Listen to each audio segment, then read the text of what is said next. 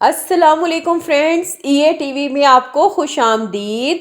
गौहर फसादन अपने बेटे उमर की इतनी बुरी हालत देखकर भी अपनी चालों से बाज ना आई।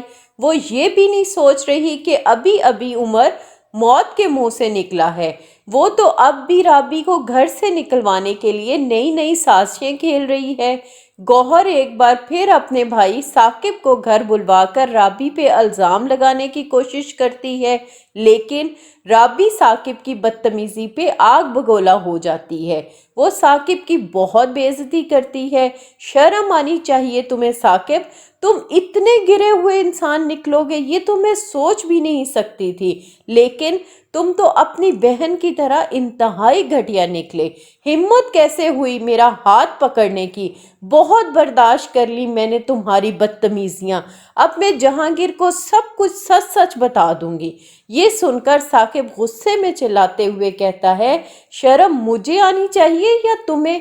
तुम जैसी बदकिरदार लड़की जब मेरे निकाह में थी तो मुझसे वफा ना कर पाई और मेरे घर में रहते हुए मेरी बहन के शौहर को अपने जाल में फंसा लिया, और अब जब तुम जहांगीर के निकाह में हो तो मुझे फंसाने की कोशिश कर रही हो। ये सुनकर राबी दंग रह जाती है। वो कमरे में आकर जोर जोर से रोती है, इतना बड़ा इल्जाम मुझ पे। फिर वो गौहर के पास जाकर कहती है, गौहर तुम क्या समझती हो अपने आप को? मैं अपने साथ हरगिज दोबारा वो सब नहीं होने दूंगी जैसा तुमने पहले मेरे साथ किया। राबी की बातें सुनकर गौहर को तो आग लग जाती है कि इतनी बदतमीजी मुझसे? समझती क्या हो तुम? मेरा नाम भी गौहर है, तुम्हें इस घर से निकलवा के ही दम लूंगी।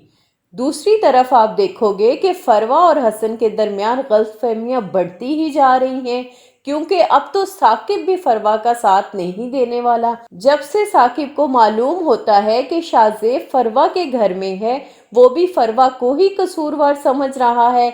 उधर हसन फरवा को शाहजेब के साथ गाड़ी में देख लेता है।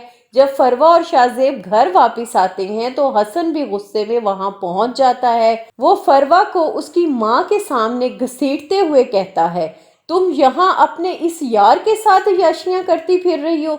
ये सुनकर फरवा की माँ उसे रोकने की बहुत कोशिश करती है, लेकिन हसन चिल्लाते हुए कहता है, चलो मेरे साथ, मैं देखता हूँ कैसे तुम इससे मिलती हो। फरवा हसन से अपना हाथ छुड़ाने की बहुत कोशिश करती है, लेकिन हसन उस पे तो खून सवार होता है। वो फरवा को जबरदस्ती गाड़ी में बिठाकर अपने घर ले जाता है।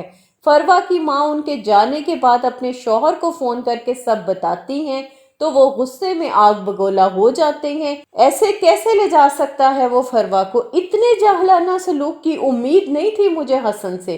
फिर वो अपनी बीवी को तसल्ली देते हुए कहते हैं, तुम फिक्र ना करो, मैं जाता हूँ फरवा के पास। यहाँ पे फरवा के बाप को तो चाहिए कि इन पागल बहन भाइयों को जेल करवा दे, और सबसे पहले इनकी माँ को, जिनके सामने उनके बच्चे पागलों वाली हरकतें करते फिर रहे हैं। पहले साकिब राबी को उसके शौहर के घर से घसीटता हुआ अपनी बहन के कदमों में गिराता है। उस वक्त भी माँ बजाय अपने बेटे के मुंह पर थप्पड़ मारती बल्कि उसे शाबाश देते हुए कहती हैं, साकिब आज तुमने भाई होने का हक अदा किया। और अब हसन ने जब फरवा को घसीटते हुए बेड पे गिराया, उसने ये भी ना सोचा कि वो माँ बनने वाली है, उसके इस अमल से बच्चे को नुकसान भी पहुंच सकता है। लेकिन इन पागल बहन भाइयों में इतनी सोच होती तो आज तीनों का घर बर्बाद ना होता। वैसे अब तक यही देखा गया है, जिन घरों में माँ बाप की बजाय औलाद के फैसलों को फौकियत दी जाती है, वहां किसी का भी घर नहीं बसता, बल्कि वहां पे बसे बसाए घर भी बर्बाद हो जाते हैं।